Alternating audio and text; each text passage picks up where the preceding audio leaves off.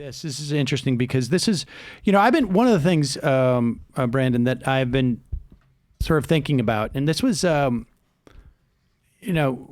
soon as Sanders became real for the sort of the broader audience, I think, of primary goers and news, which is really, I think, happened only in the past couple of weeks. I mean, and you could see it coming in December, where there would be this sort of freak out, and there would be an attempt to sort of,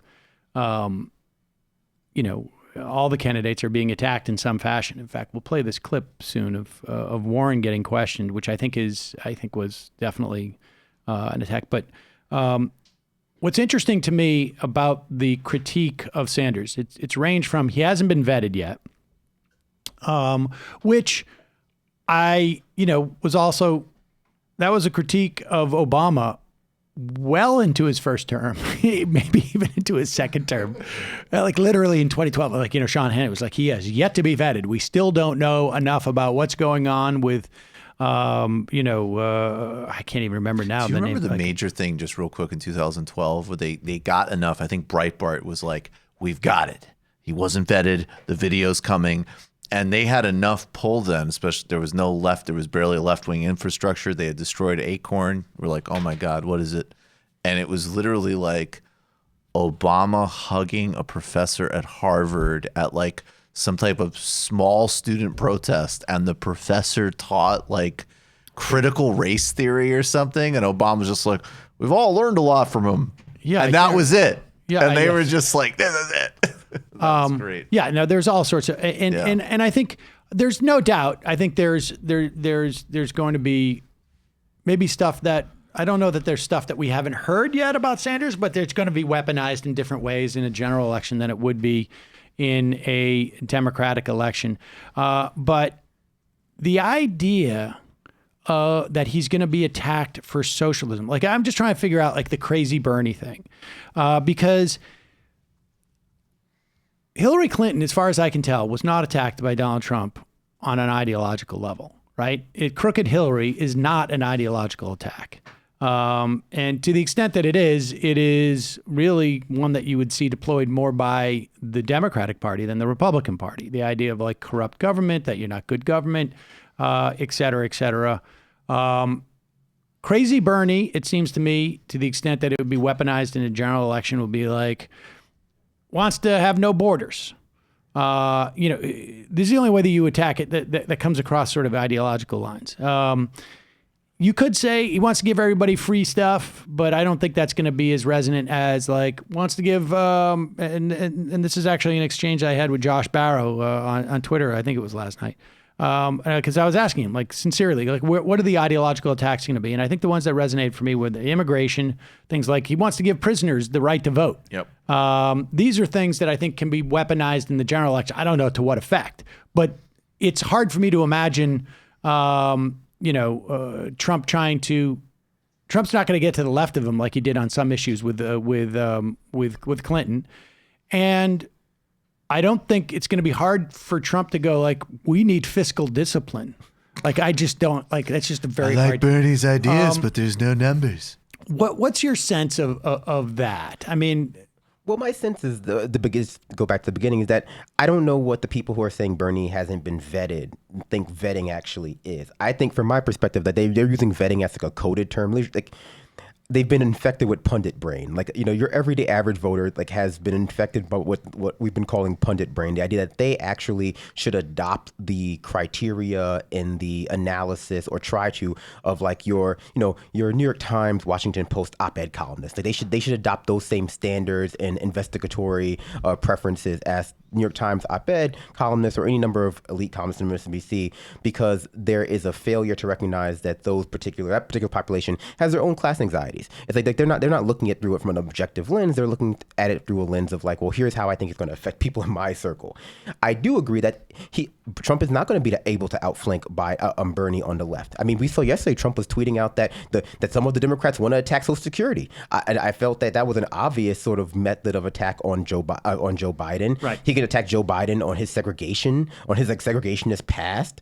Like there are a lot of things you could attack the other Democratic candidates on to their left that I think is kind of what Trump has made like a part of his strategy. Like, hey, trying to outflank them, trying to suppress the left vote by pointing out that these people suppress the left vote. That's basically not win the left vote, but just like, hey, you know what? Does this person really represent your interest? And I think that speaks to the true divide that we have in the country right now. It's not so much left right that people are identifying with, at least in terms of voting preferences. Center, how you would feel about the status quo, how you feel about the government, how you feel about these institutions versus like everybody else.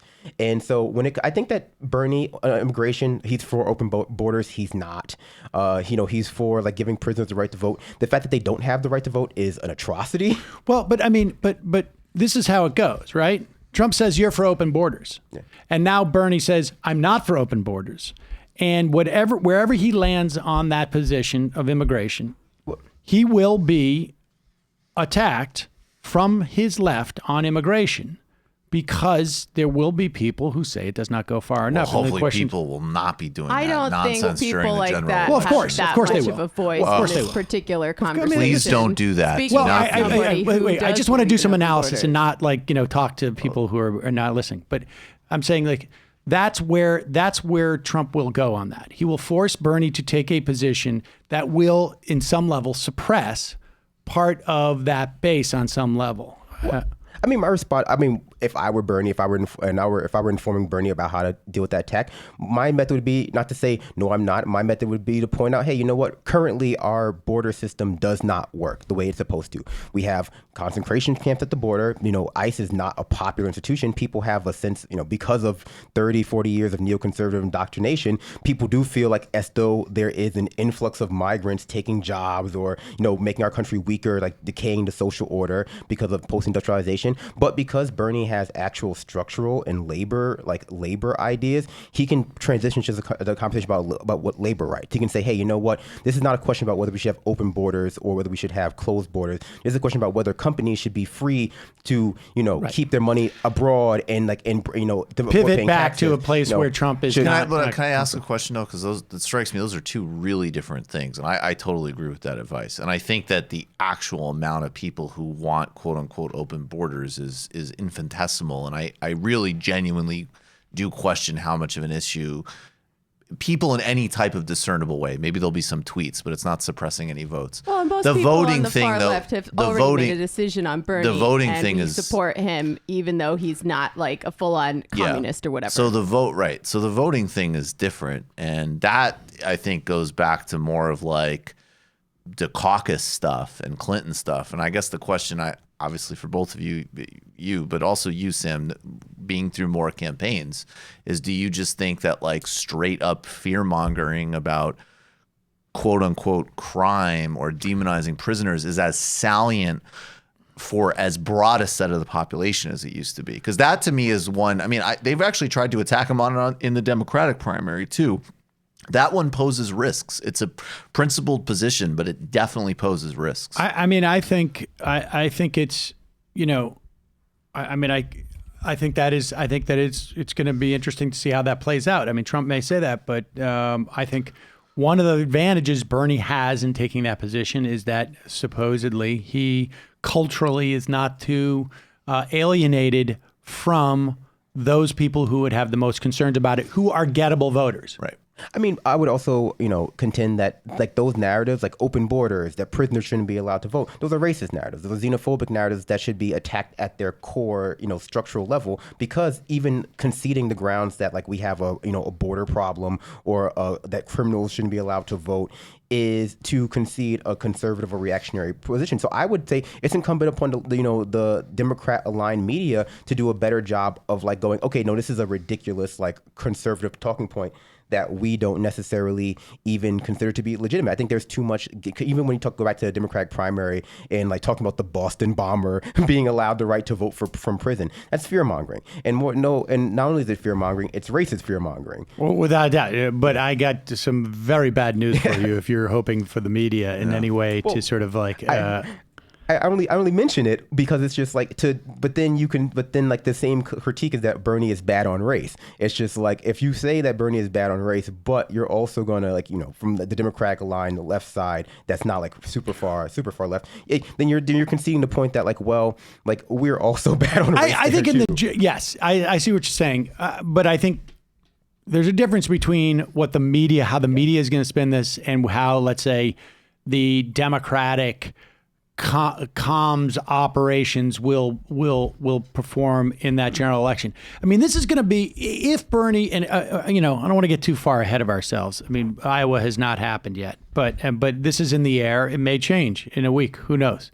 But there is going to be a very, very interesting dynamic set up here, because I do not think that in a normal circumstance, there wouldn't be a large swath, I don't know how much of a swath, but a significant swath of the Democratic sort of establishment who would be okay with Sanders losing.